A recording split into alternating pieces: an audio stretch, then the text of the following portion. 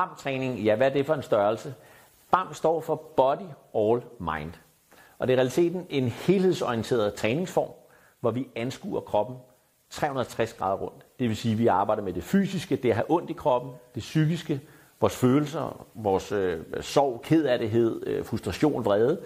Det mentale, at have tankemylder for meget op i hovedet, men også omkring vores kemiske stress, vores søvn, hvordan vi spiser og hvordan vi drikker. Det kan man nemlig godt arbejde med, også ved træningen. Det er strækøvelser, det er dynamiske øvelser, det er bevægelse. I realiteten er det en selvbehandlende træning. Så hele ideen med BAM-træningen, det er at komme nogle af dine egne skader og skavanker til livs.